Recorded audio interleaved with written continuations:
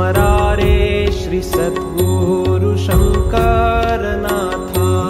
ब्रह्मांडी भक्त असे जेथे जेथे श्री गुरु कृपा छत्र आहे तेथे। कोमल हृदय ही भक्त माता स्मरारे श्री सद्गुरु शंकरनाथा। स्मरारे श्री सद्गुरु शंकरनाथा।